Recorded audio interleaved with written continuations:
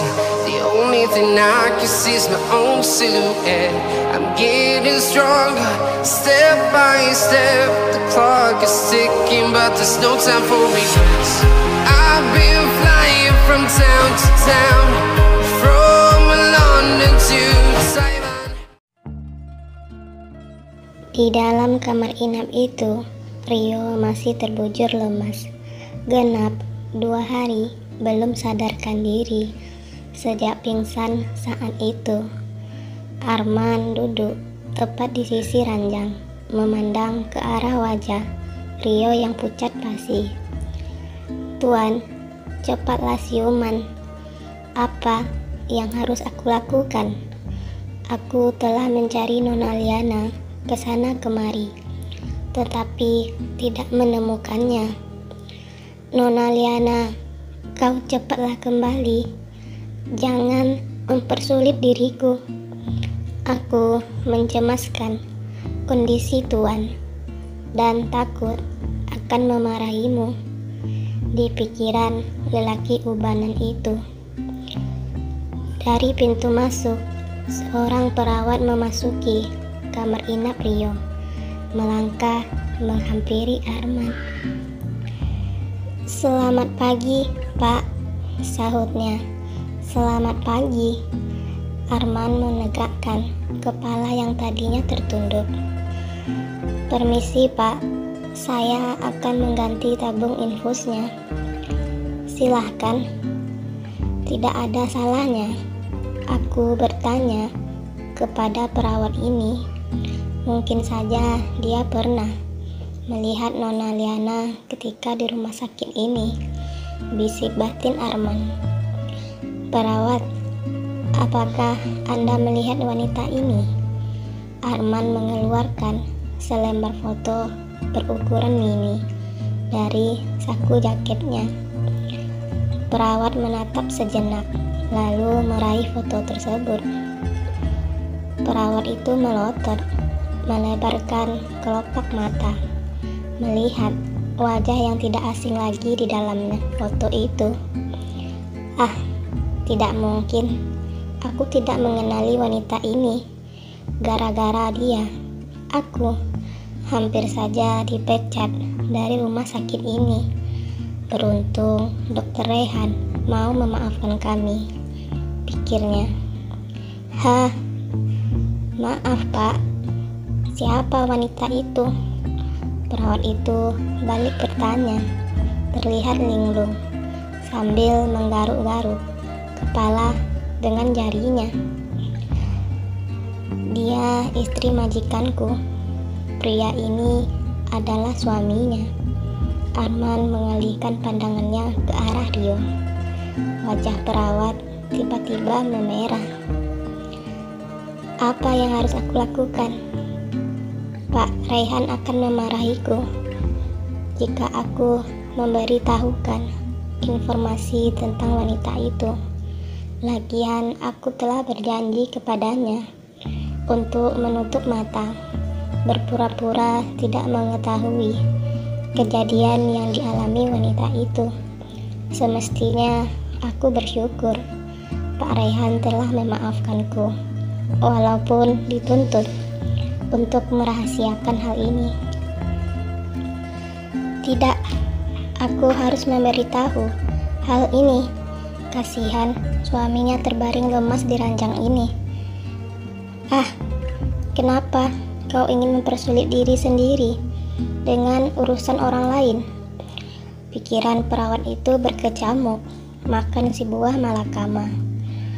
Maaf Pak, aku tidak mengenali wanita itu," ucapnya gugup, kembali memberikan foto itu ke Arman.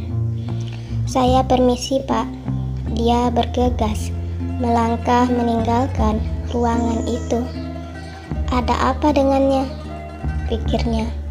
Arman menatap kepergian perawat itu. "Aku di mana?" Suara itu pelan. "Tuan, kamu telah sadar." Arman bergegas menghampiri Rio. Rio sejenak memandang langit-langit ruangan itu Sekujur tubuh terasa lemas. "Di mana istriku?" ucap Rio tiba-tiba bangkit. Pikiran kembali mengingat kejadian waktu itu. "Maaf Tuan, Anda berbaringlah dulu. Tubuh Anda masih lemas." Rio tidak mengindahkan perkataan Arman, menatap ke penjuru ruangan, namun apes, tidak melihat siapapun di sana. Hanya ada dia dan Arman. "Katakan, di mana istriku?" Nada suara Rio lebih tinggi, mengulangi pertanyaannya. "Maaf Tuan, Nona Liana pergi." Arman gugup. Dia telah menduga hal ini akan terjadi. Apalah daya lelaki tua itu terpaksa mengikuti arus takdir. "Apa katamu? Pergi?" Rio mencabut dengan kasar selang infus, berusaha bangkit dari tempat tidurnya. "Tuan, jangan lakukan itu. Kondisimu masih lemah." Arman meraba pundak Rio, kemudian menatap dalam ke wajah pucat itu. Pandangan itu penuh arti, layaknya seorang ayah memohon pengertian seorang anak. Rio menduduki sudut ranjang, menundukkan kepala, menatap lantai. Di wajah terpampang lesu. "Arman, bagaimana pendapatmu tentang kejadian itu? Apakah aku terlalu berlebihan kepadanya sehingga dia pergi meninggalkanku serta berusaha menghindariku?" "Tidak, Tuan, itu tidak benar Tuan. Nona Liana sangat mengkhawatirkan dirimu Tuan," ucap Arman meyakinkan Rio. Rio tersenyum hambar. "Orang yang tidak melihat pun pasti akan tahu, tanpa perlu kau tutupi." Rio menarik nafas berat. "Arman, kau tidak perlu bersusah payah menghibur serta menyenangkan hatiku." Rio menepuk pelan pundak Arman.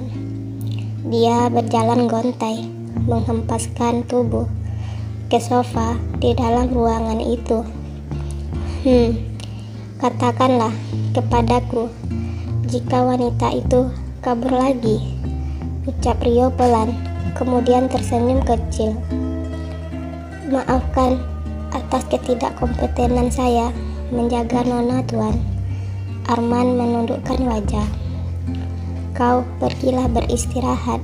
Nanti sore aku ingin pulang dari rumah sakit ini." "Baiklah Tuan."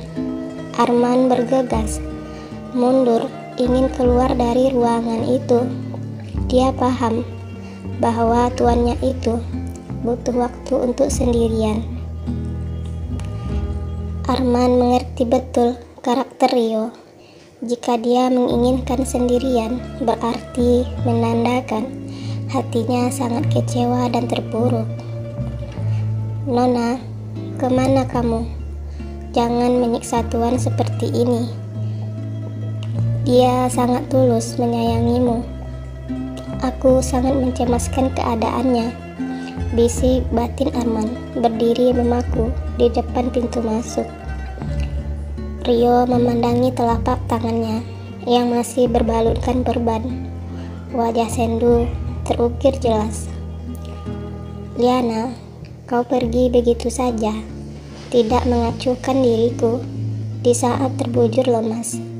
Hal ini telah menjawab segalanya.